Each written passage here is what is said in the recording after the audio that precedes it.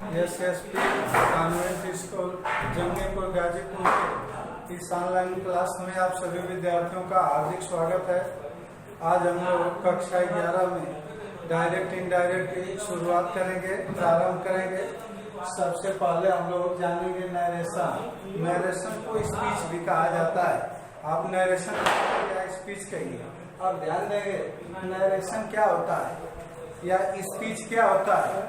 देखिए, शब्दों का वह समूह जिसका पूर्ण अर्थ निकलता हो वह स्पीच या नरेशन कहलाता है। या आप ये भी कर सकते हैं, दूसरा एक एग्जाम्पल भी दे सकते हैं कि शब्दों का वह समूह जिसमें सब्जेक्ट हो, प्रेडिकेट हो, फाइनाइट वर्ब हो और अपना पूरा अर्थ देता हो वह नरेशन या स्पीच कहलाता है। ध्यान देंगे नरेशन क्या होता है।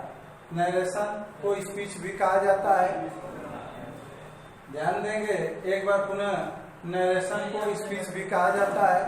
आप चाहे नरेशन कहिए या स्पीच कहिए, बात दोनों एक ही है।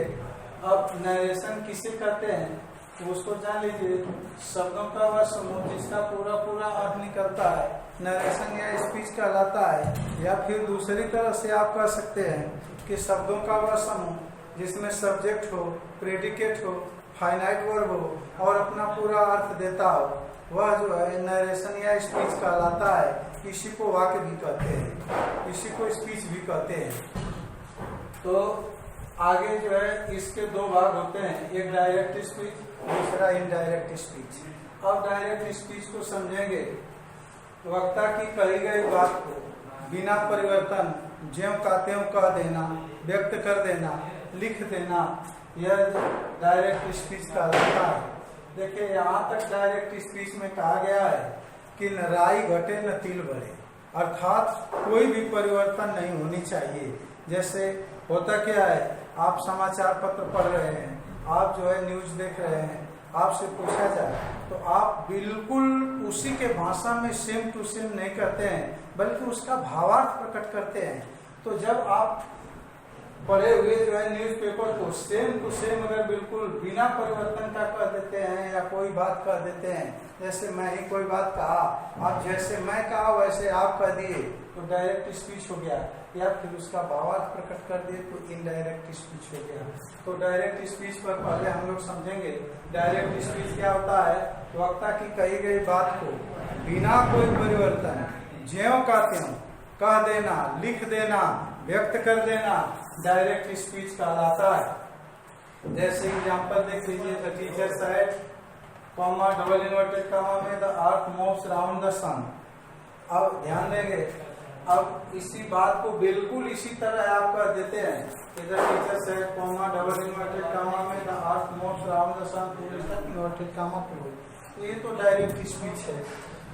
अब इनडायरेक्ट स्पीच, इनडायरेक्ट स्पीच क्या होता है। वक्ता की कही गई बात को आवश्यक परिवर्तन के साथ या उसका भावार्थ प्रकट कर देना इनडायरेक्ट स्पीच कहलाता है। वक्ता की कही गई बात को आवश्यक परिवर्तन के साथ या उसका भावार्थ प्रकट कर देना इनडायरेक्ट स्पीच कहलाता है। जैसा कि ऊपर अभी मैं बताया हूँ कि डायरेक्ट स्पीच में यहाँ तक कहा गया है कि न राई घटे न तिल बढ़े।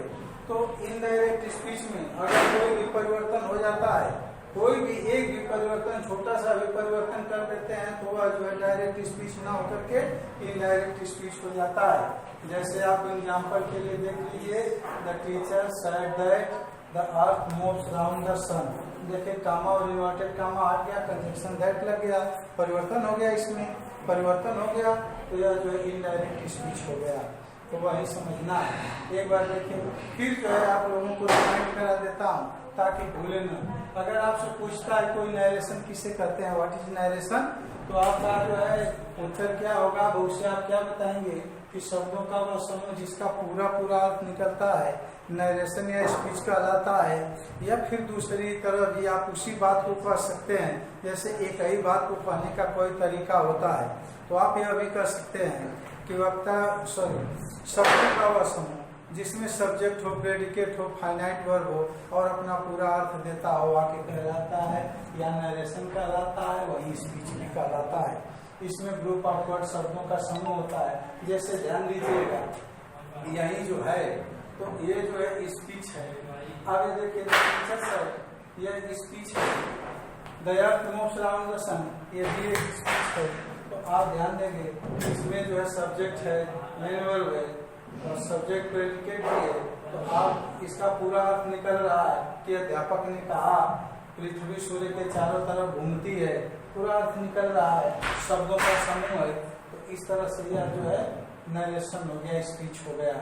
अब डायरेक्ट स्पीच, डायरेक्ट स्पीच में क्या बताया गया, वक्ता की कही गई बात को बिना परिवर्तन ज्यों कहते हैं कह देना, व्यक्त कर देना, लिख देना, डायरेक्ट स्पीच कहलाता है। जैसे एग्जांपल आपके सामने रखा हुआ है, teacher side comma double inverted comma में the most round the sun. अब पुनः जो इनडायरेक्ट स्पीच, बस वही वक्ता की कही गई बात को आवश्यक परिवर्तन के साथ या उसका भावार्थ प्रकट कर देना इनडायरेक्ट स्पीच कहलाता है। जैसे एग्जांपल को देख लीजिए, द टीचर सेड दैट। अब यहाँ कामा और इन्वर्टेड कामा हटाकर दैट लगाया गया है, एक परिवर्तन हो गया। अब इसलिए यह जो है इनडायरेक्ट स्पीच हो गया। अब इसे जो है ध्यान पूर्वक समझ लेंगे कि क्या होता है डायरेक्ट। अब आगे जो है देखेंगे डायरेक्ट स्पीच के बाद, अभी जो है नरेशन के बाद पढ़े डायरेक्ट स्पीच और इनडायरेक्ट स्पीच। अब जो है डायरेक्ट स्पीच के भाग को पढ़ना है। देखिए डायरेक्ट स्पीच के दो भाग होते हैं, पहला रिपोर्टिंग स्पीच, दूसरा रिपोर्टेड स्पीच। अब ध्यान देंगे डायरेक्ट स्पीच के कितने भाग होते हैं, दो भाग। कौन कौन, पहला जो है रिपोर्टिंग स्पीच, दूसरा रिपोर्टेड स्पीच। अब आगे हम लोग जो है रिपोर्टिंग स्पीच को जानेंगे। रिपोर्टिंग स्पीच क्या है, देखिए यह डबल इन्वर्टेड कामा के बाहर वाला भाग होता है। यह डबल इन्वर्टेड कामा के बाहर वाला भाग होता है। इस भाग से यह पता चलता है कि बात को कहने वाला कौन है और सुनने वाला कौन है। इस भाग से यह पता चलता है कि बात को कहने वाला कौन है और सुनने वाला कौन है। जैसे देख लीजिए राम सेड टू मी, तो ये डबल इन्वर्टेड कामा यहाँ से शुरू होकर के यहाँ तक हुआ है। इसके बाहर वाला ये भाग है, इसके अंदर वाला नहीं, बाहर वाला भाग है। जब डबल इन्वर्टेड कामा का शुरुआत हुआ वहां से बाहर, तो इधर क्या है, राम सेड टू मी। अब ध्यान देंगे राम सेड टू मी जो है यह क्या है, रिपोर्टिंग स्पीच है, डबल इन्वर्टेड कामा के बाहर है।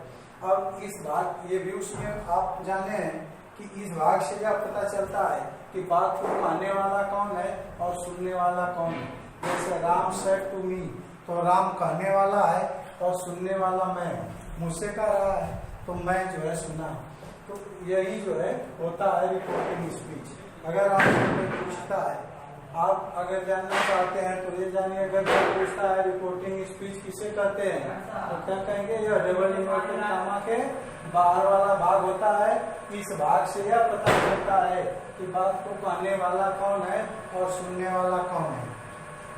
अब एक बात और ध्यान देंगे, बहुत ही कंफ्यूजिंग है रिपोर्टिंग स्पीच और रिपोर्टिंग वर्ब। देखिए अब नीचे लिखा गया है रिपोर्टिंग वर्ब, ध्यान देंगे रिपोर्टिंग वर्ब क्या होता है, विद्यार्थी कंफ्यूज हो जाते हैं रिपोर्टिंग स्पीच और रिपोर्टिंग वर्ब में।